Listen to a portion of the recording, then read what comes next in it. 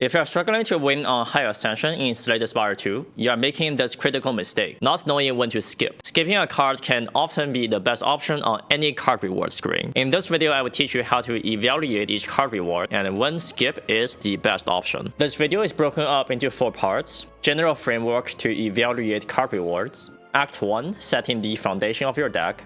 Act 2, focusing on synergistic packages. Act 3, amplify and accelerate your deck. Let's start with the questions you must ask yourself every time you open a card reward. General strategy. When evaluating any card reward, you need to ask yourself if the card contributes to the success of the run. So how can a card contribute to the success of your run? To answer this, you can ask yourself 3 different questions. Does this card help me solve an immediate problem? For example, saving HP in hallway fights or killing the upcoming elites? Does this card open up any synergies while providing value on its own? Does this card make other cards in my deck better? If the answer is no for all 3 of these questions, it is often better to skip the card. If you have noticed, at no point did I mention about the size of the deck. There is no one-size-fits-all solution when it comes to deck size, and you can win a round of Slay the Spire 2 with 5 or 50 cards. It all comes down to the specifics of each individual run. Larger decks tend to be able to do more. They are able to pack in more scaling options while not breaking draws in the early turns. Now, what do I mean by that? Imagine if your deck is 20 cards and 10 of them are scaling powers. This can very often lead to scenarios where you are only drawing powers and no payoffs, while the enemy is hitting you in the face for 50. Now, if your deck is 40 cards and 10 powers, you can usually draw some powers and cards that actually take advantage of them, making your draws actually more consistent than a smaller deck. There are also enemies in the game that will put statuses into your deck, and larger decks naturally counters the statuses by drawing them less often. With sufficient card draw, larger decks might not even be less consistent than a smaller one. Consistency is not about the number of cards, but the number of turns to get through all of them.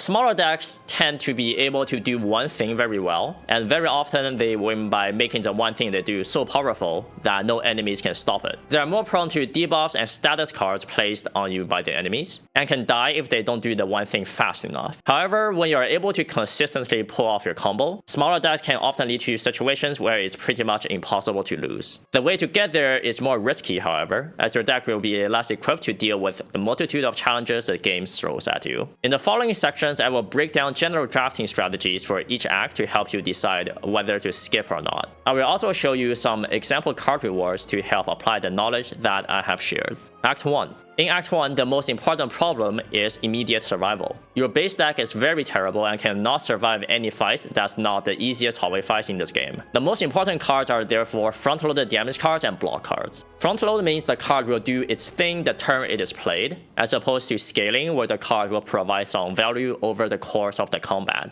in exchange for the loss of energy the turn it is played. Generally speaking, front-loaded damage cards are some of the lowest quality cards in the game, but they are necessary evil to survive the early elites and hallways. In general, you do not want to pick them if you can already do sufficient damage. 2 to 3 of them in Act 1 is a good rule of thumb to aim for, but that can vary depending on the run. Sometimes potions such as Fire Potion can cover the immediate need for front-load damage, so if you have good potions for the upcoming elite, a front-load damage card might not be even needed. Front-loaded block cards tends to be a bit better, as blocking is more valuable than damage in Slay the Spire 2. In the late game, when you are setting up all your important scaling, being able to block when that's happening is still valuable. High-quality block cards are generally not skipped in Act 1 unless they are up against something better. Grey Warden is a perfect example of this. It provides 8 block upfront, which is quite good for Act 1, and the draw it provides doesn't fall off even in Act 3. You will also need to think about solving the Act 1 boss. They generally require you to have a small amount of scaling damage. Any damage power, such as Noxious Fumes, is generally enough. Each individual boss can also demand different solutions. For example, the Soulfish fills your deck with status cards, so exhaust cards becomes more valuable. Phantom requires you to hit it 9 times before it can start taking damage, so multi-hit attacks are more effective. You don't need to immediately start picking the boss solution early in the act, as relics from elites can also provide you with direction,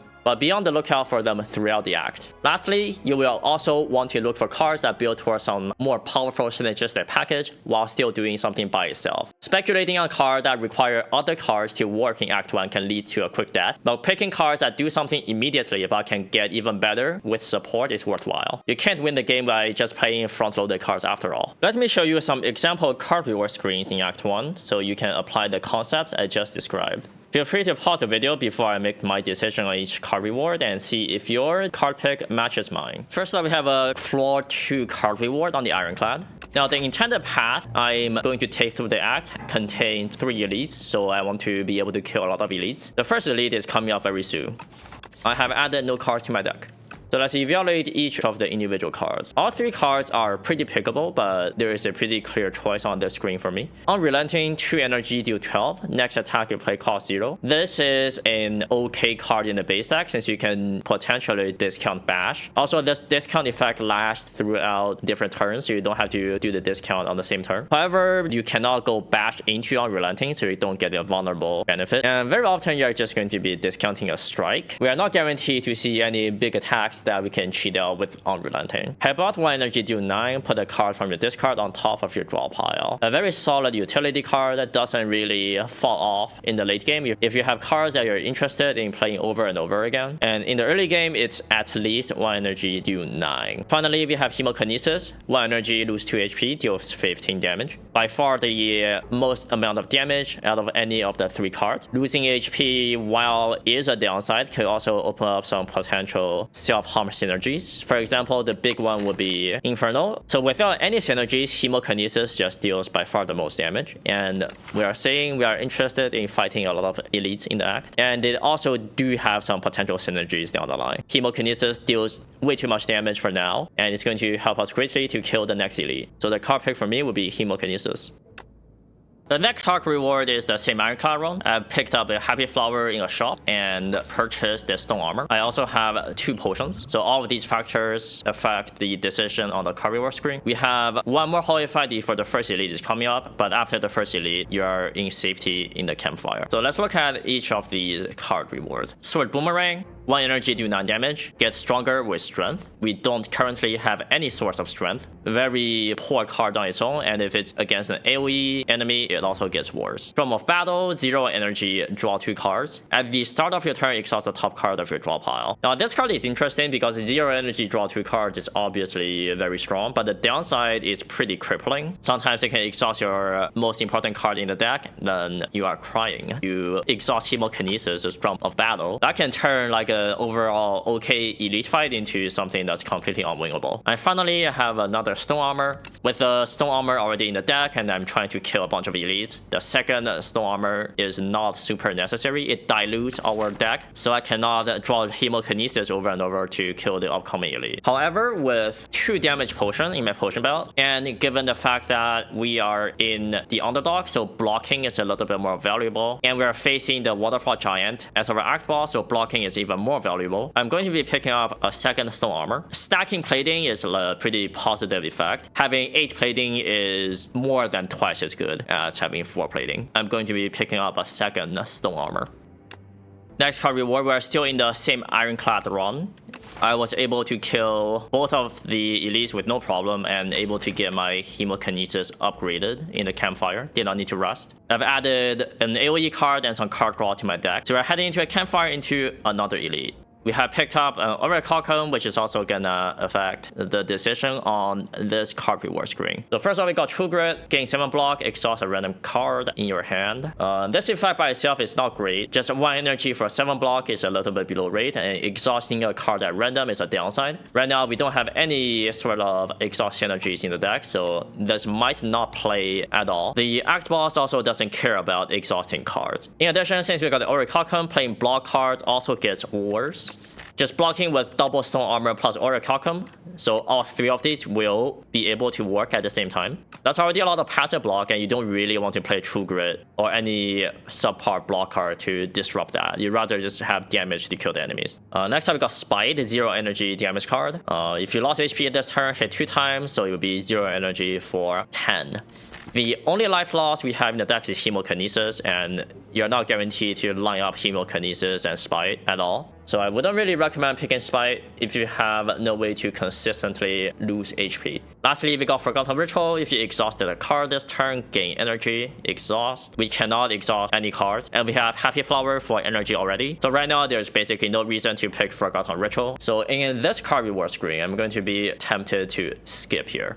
Act 2. In Act 2, your deck is starting to take shape with the addition of a rare card and an ancient relic. You want to capitalize on these cards and create synergistic packages that can solve more difficult enemies in Act 2. Drafting based on your ancient bonus can also be very important. For example, if your ancient bonus provides you with card draw, the energy generation becomes more valuable. If it provides a defensive bonus, then you can lean heavier into dealing damage. I am not using the word archetype to describe card synergies in a given deck. Generally, in Slay the Spire, you are not trying to build a deck with a win condition, but a deck with several strong interactions that can solve all the different problems the game throws at you. Forget about building a shift deck, as that limits your deck building space. Instead, you need to think, I am able to do damage with shift synergies. Now, of course, you still want to make your shifts better, but you also want to solve other problems that you might face. For example, if your shift cannot kill the boss, and you are offered a poison card, that poison card might be the only way you can defeat the boss. Another example could be you are using physical attacks as the main source of damage on defect, but Glass Warp can still provide the AoE you are currently lacking. Front-loaded cards start to fall off quite hard in Act 2 and later, as they no longer contribute to your overall game plan. Generally, they are skipped very often unless some unlikely scenario is happening in your given run. For Act 2, we are going to use the Silent as an example. This is the first floor of Act 2. Our Ancient Relic gives us additional energy from the beginning of the third turn. And we have Shrunken Ornamental Fan, which tells us we might be interested in some shift synergies. The path we are looking to take is perhaps here. If we need to go to the store, we can go to the store. Afterwards, we want to fight 3 elites at the very end of the act. The boss is Knowledge Demon, so we do need to kill it relatively quickly, otherwise we can not really outlast its debuff. The deck currently has a base strike removed and neutralized upgraded, Piercing Will for some front low block, so 2 footworks, Noxious Stream, so quite a bit of scaling in the deck already. Radiant Noxious Streams, very good damage options. Follow through, an AoE card also applies weakness, another good damage card. And for the rare reward, we have Fan of Knives. So as you can see, we have some shiv theme going on. Making shivs better would be nice. We also have some poison cards. So this deck with double footwork, it could already competently block the end game, so defensive scaling is already secured. We might want to get a little bit more damage for the boss. Now the first card reward, Snakebite, Bubble, Slice. Definitely not going to pick a second Snakebite here. Bubble and Slice are both interesting. Slice plays decently well with the Ornamental Fan and the Shuriken. However, it just isn't a high impact enough card to pick. If we wanted to add more damage card, we either want to add anything to make shift better or just more blade dances so it can just proc our shift relics by itself. Bubble is an okay damage card. We have a poison potion, so one time it can always just work, and it is positive against the Knowledge Demon. However, in the short term, like I have said, we do want to fight 3 elites in the act. We are going to have a relic in the chest as well, and we might go to the shop depending on what the next floor is. So I'm not desperate to have anything to solve the Knowledge Demon. So very often this will be 1 energy, do nothing. What are we good at? We are good after turn 3. Bubble kind of falls into the same vein as our boss relic. It's bad in the first couple turns if we cannot deploy poison, and after we deploy poison, it becomes okay. We don't really want to double down on that. If our turn 3 and beyond is already strong, we don't want to add another card that's weak on the first couple turns. So while Bubble is like an okay card, I'm not going to be picking it here. If we are in the late half of the act and we still don't have other damage scaling options for the Knowledge Demon, then this becomes a bit more attractive. So this will be a skip for me. The next card reward on the Silent,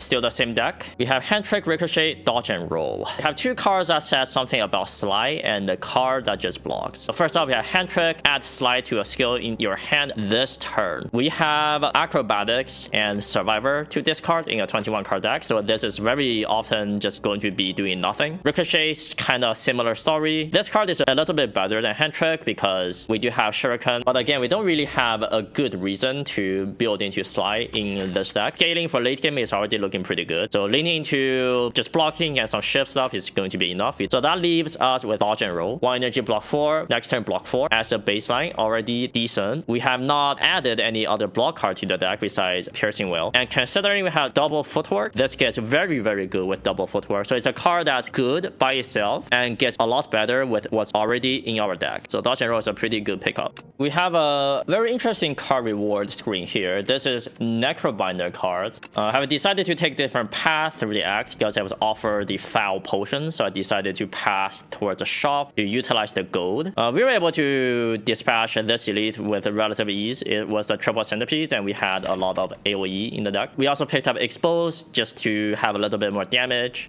Prolong from an event, Phantom Blades from an event. We mentioned we want to make the shifts better, so this makes the shift better. And in the shops, I bought a Leading Strike and a Leg Sweep. In the shop, we also bought Snake Skull, so that makes Noxious Fumes and Snakebite a bit better, and Centennial Puzzle, just a solid relic. So now we have the event to look at 3 Necrobinder cards. First off, the common cards. So 1 energy, a common AoE card. At this point in the run, these kind of front load damage card is just not good. We have AoE really well covered. We have Fan of Knife, Noxious Fumes, follow through. Reeve, 1 energy, do 9 damage, add a soul into your draw pile. Technically card draw, but 1 energy deal 9 at this point in the run just also doesn't do anything. Finally, we have Invoke. The summon 2 part doesn't matter. So it's just next turn gain 2 energy, which is out maneuver. We are not really short on energy because we have an energy boss relic. And this kind of slow next turn gain energy card is exactly what we don't want. Because after the boss relic is online, we are good. We want cards that can cover our turn 1, turn 2. So for the common card, that's going to be a skip. For the uncommon card, right hand, we do not have an Aussie, so that's unpickable.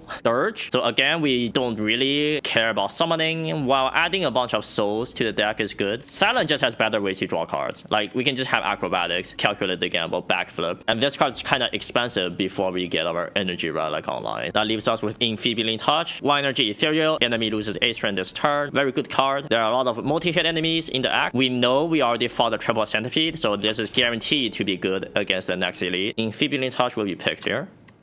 Finally, we have the rares. Misery. Deal 7 damage, apply debuff on the enemy to all other enemies. So only works in AoE situations, and we have AoE covered. Very much not interested in Misery. Oblivion, you could argue it interact positively with shivs, but like on the silent, you really don't care about applying Doom. So finally have Shared Fate. Lose 2 strength, enemy loses 2 strength. This is anti-synergy with our shivs. However, we could just get a strength back with Shuriken, so the downside is pretty minimal. We also have poison damage in the deck, so we are not even going all in on the shivs. This card is very good draw turn 1, turn 2 because it costs 0. So when we do not have the energy, it's very good. It also scales into every fight in the game. Just make the enemy hit less. It's just a good effect to have. So very good defensive option. Even good against the Knowledge Demon and any upcoming elite. So I'll be picking up Shared Fate. Act 3. In Act 3, with at least 2 rare cards and 2 ancient bonuses, your deck is generally going to have a clear direction. The main focus for Act 3 is to make your deck do its thing better, fill out any holes, and most importantly, accelerate your deck and make it more consistent. Now, what do I mean by acceleration and consistency? Acceleration helps you set up all the scaling options in the deck faster, and consistency lets you find the cards needed for each individual turns more often. Card draw and energy both contribute greatly to acceleration and consistency, but they can lean towards one or the other based on the specific card. A card like Master of Strategy, draw 3 cards for 0 cost, exhaust, is a great acceleration option. It helps you dig deeper into your deck to find the critical scaling piece faster. It also contributes to consistency. You are more likely to find the card to deal with the enemy on the turn you play it. But since it exhausts after use, it does not provide that much consistency and is mostly an acceleration card. A card like Machine Learning, on the other hand, just draws you 1 extra card every turn. It contributes to acceleration slightly, since it does become draw positive after 2 turns. But it's mostly a consistency tool. Now you have 6 cards in every hand instead of 5, giving you more tools to deal with threats on an individual turn. Energy is similar to card draw, where burst energy contributes more towards acceleration, since it lets you play a lot more cards in 1 turn, perhaps deploying multiple expensive powers, while energy gain per turn can contribute greatly towards consistency, making each of your turns stronger than average. Besides acceleration and consistency, you will be skipping most other cards in Act 3. Your deck could still be lacking a bit of output, then adding a few more scaling options could be valuable, but generally by the time you are in Act 3, most of the card pool becomes dead weight and is skipped. For Act 3, we have the Regent. We have added mostly star generation cards and star consuming cards, and Child of Stars to go as our block engine. We were able to pick up a domain from Necrobinder in an Act 2 event.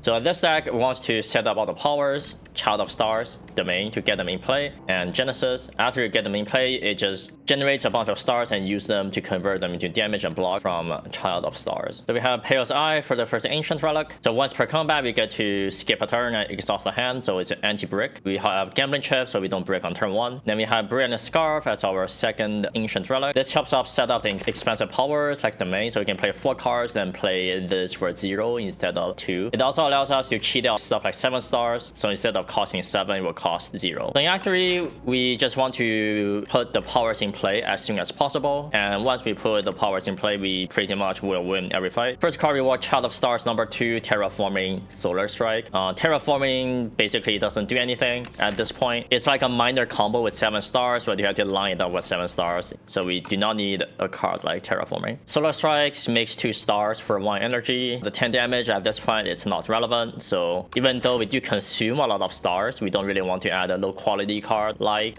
Solar Strike. After we put Genesis in play, we don't really need this. And finally, you have another Child of Stars. This card, if it's in play, it blocks for a large amount. However, we already have 1, and that's plenty. So for this deck, if you're able to put the powers in play, you'll basically win every combat. So we don't want to add another power to our deck. When this kind of scaling it's not necessary, you don't really need to pick a second one.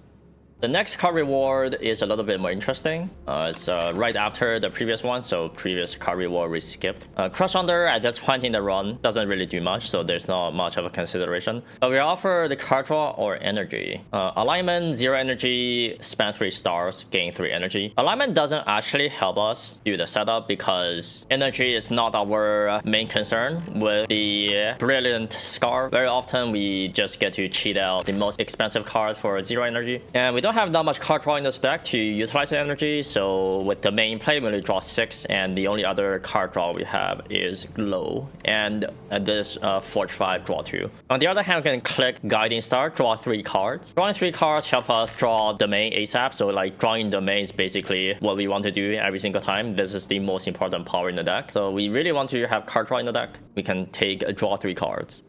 In this final card reward, we are offered Shining Strike and Know Thy Place Arsenal. So Shining Strike, we have a copy already. Know Thy Place technically has synergy with our Brilliant Scarf since it's a 0 cost card. However, it doesn't contribute to getting our powers in play sooner, so it is also not needed. Finally, have Arsenal. We do technically generate some cards in the stack. We have a Quasar that generates a card, and we have Forge. We generate a Sovereign Blade. As I have mentioned, what we want to do is just to put the main play. So you put the main play, we will win the fight. So once again, if this doesn't contribute to getting your deck faster, it's generally not picked. So we're gonna skip this card reward. That's the complete guide to drafting and skipping cards in Slay the Spire 2. Let me recap the core concepts. Ask yourself these questions before picking a card. Does this card help me solve an immediate problem? Does this card open up any synergies while providing value on its own? Does this card make other cards in my deck better? What cards are you always tempted to take even though you know you should skip? Let me know in the comments down below. If you found these deck building tips helpful, hit the like and subscribe button for more Slay the Spire 2 strategy content. Thank you for watching, and I will see you in the next video.